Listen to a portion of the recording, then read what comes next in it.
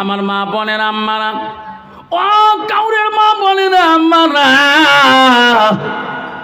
ওই মেয়েটা এলেম না থাকা তরুণে বাবা শোনা রে, আজকে ওই মেয়েটা ইসলাম থেকে বঞ্চিত হয়ে গেল কেন? আব্বার একটা মেয়েকে যদি বিবাহ করতে চান, আল্লাহ রসুল বললেন ওই মেয়েটার গুণ দেখি বিবাহ করতে হবে। এক নম্বর গুণ দেখতে হবে মেয়েটার ভিতরে এলেম আছে কি না। মো বাবারা নবী বলল দুনিয়ার যত ডিগ্রি থাকুক না কেন, এক নম্বর নবী বলল গুণ দেখো ওই মেয়েটার ভিতরে এলেম কালাম আছে কি না। নবী দুই নম্বর বলল ওই মেয়েটাকে বিবাহ করতে হলে ওই মেয়েটার বংশ বুনিয়াদের দিকে তাকান, তারা আল্লাহ ওয়ালা মুত্তাকিন আছে কিনা। মুসলমান তো ওটা দেখে না, মুসলমান দেখে নগদ কত বাকি কত। তোমার জায়গা আছে বাবা, এলাম মাথারও বেড়ি হোক বা সুদেরই বেড়ি হোক, কয়েক গ্লাস খাও। নগদ কথা আমার আসামত আছে, নগদ বিয়ে সাজার জন্য 1 লাখ। চাষা মেয়ের বাবা যে খায়, ওই খায় তা ওই খায়। খলিফাতুল মুসলিমিন, ও কাউরের বন্ধুরে, পৃথিবীর 4 জন খলিফা মুসলিমিন ছিল। 1 নম্বর হযরত আবু বকর, 2 নম্বর ছিল হযরত ওমর, 3 নম্বর হযরত ওসমান গনি, 4র্থ হযরত আলী। 4 জন খলিফা মুসলিমিন রাষ্ট্রপতি ছিল। সব চাইতে 4 জনের ভিতরে হযরত ওমরের রাগটা বেশি করা ছিল, বেশি তেজি ছিল। তার সামনে কেউ কোনো কথা বললে হযরত ওমরে তরবারটা খাপে থাকতো না, সঙ্গে সঙ্গে সাত করে বাইরে করতো। এত মেজাজ ছিল, এত রাগ ছিল হযরত ওমর। কিতাবে আছে, আমি এই কিতাবটি স্কুলে পড়াই, কিতাবটা ওই কিতাবটার নাম মুক্তারুল আদব নামে একটা কিতাব, আমি স্কুলে পড়াই। আমার ক্লাস 10-এর মধ্যে ওই মুক্তারুল আদব নামে একটা বই আছে। আমার হাই স্কুলের মধ্যে একটা বই নিয়েছে আসামে, মুক্তারুল আদব। ওইখানে হযরত ওমর রাদিয়াল্লাহু আনহুর একটা ইতিহাস লিখছিলেন।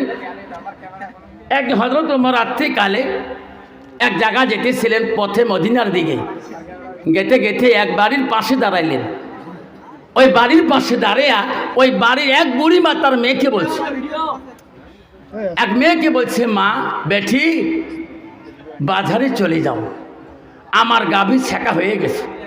মা আজকের গাভীর দুধ অল্প, মা অল্প দুধ হয়েছে আমার গাভীর দুধ।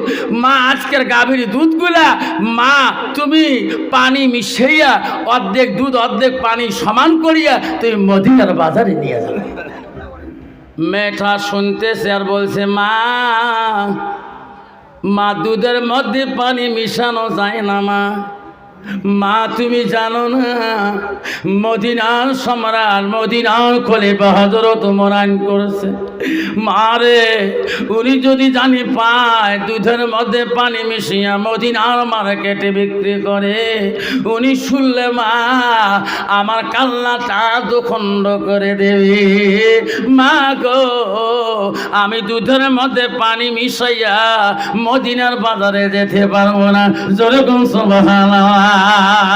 হযরত ওমর তার ঘরে আড়াল থেকে শুনতেছে, মেয়েটাকে বারবার মা তাগিদ করতেছে, বেটি রে ও বেটি তুমি হযরত ওমরকে কেন ভয় খাও? উনি মদিনার রাষ্ট্রপতি খলিফা হতে পারে, উনি তো মদিনার বাজারে বসে থাকে না, উনি তো ডিউটি করে না। মেয়ে বলছে, মা হযরত ওমর খলিফাতুল মুসলিমিন মদিনার মার্কেটে বসি না থাকতে পারে। মা আমি তার জন্য ভয় করি না, মা আমি স্বয়ং আল্লাহকে ভয় করি। মা হযরত ওমরের নজরে না পড়তে পড়ে মা পানি দেওয়া আল্লাহর নজরে পানি দেওয়া ধরা পড়বে। মা আমি আল্লাহর ভয়ে মা দুধের মধ্যে পানি মিশাইয়া আমি মদিনার মার্কেটে বাজারে যেতে পারবো না।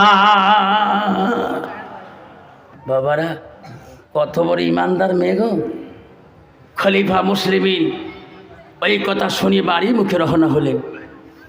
বাড়িতে এসে তার বিবিকে ডাক মারল, বিবি আমার ছেলে আব্দুল্লাহ কোথায়? কেন স্বামী এত সকালে আব্দুল্লাহর কথা কেন বলেন? বিবি রে আমার বেটাকে ডাক মারো, আসিমকে ডাকো। আমি এত সুন্দর একটা বৌমা দেখিয়েছি রে বিবি, ওই মেয়েটা যদি আমার বাড়ি পুত্র বধূমা হয়ে যায়, আমার বাড়ি ইমান কোনোদিন ত্রুটি হবে না। হযরত ওমর খলিফা মুসলিমিন তার ছেলেকে ডাক মারল, বাবা আমি যে তোর আব্বা হই, আমার কথাটা কি মানবি? হযরত ওমরের সন্তান বলে, আব্বা আমি যদি আপনার কথা না মানি আমি কার কথা মানব? তাড়াতাড়ি বলো আব্বা, আপনি যা বলবেন আমি তাই শুনবো। বাবারে তুমি বিয়ের পোশাক পরিয়া নাও, আমি সুন্দর একটা পুত্র বধূমা, আমি সুন্দর একটা বৌমা দেখিয়াছি, আমি তার সাথে তোর বিবাহ দিতে চাই। ছেলে বলো, বাবা আপনি যদি পছন্দ করেছেন আমি তোমার সন্তান না কইতে পারি না।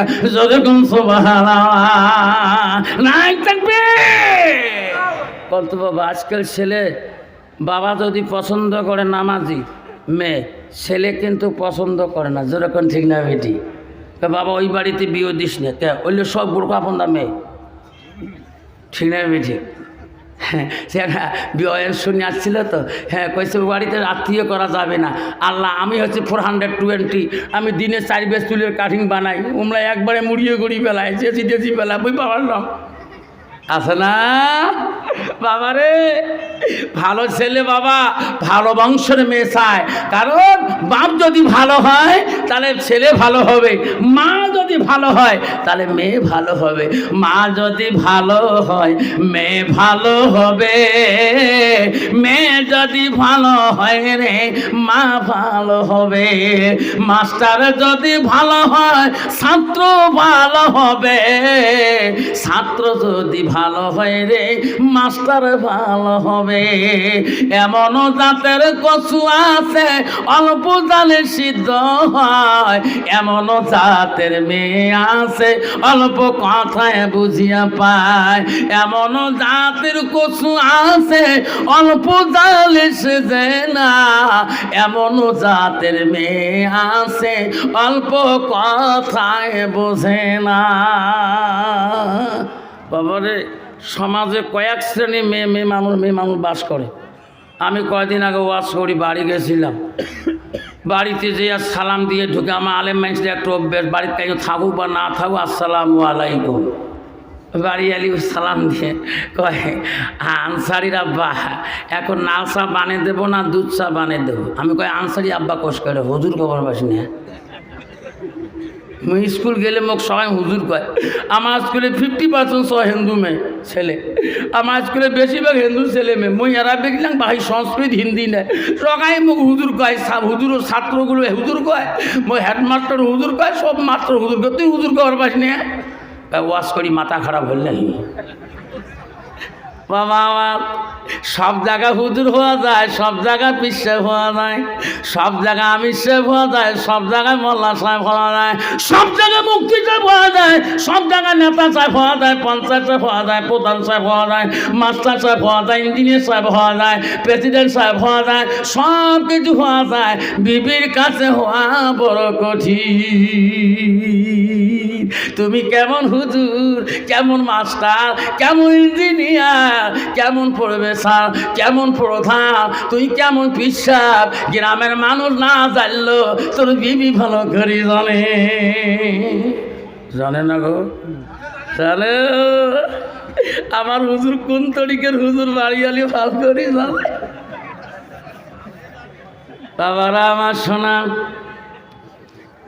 আমার বড় মুজাহাবের বড় খলিফাতুল মুসলিমিন ছিলেন হযরত ওমর। কথা মতে সন্তান সাজি বাড়ি নিলেন, সাথে সঙ্গীকে নিলেন।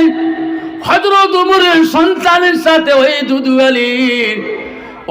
দুদুয়ালি বুড়িমার মেয়ের সাথে বিয়ে হবে রে। এত সুন্দর করে সাজে পারে নিয়ে যায়।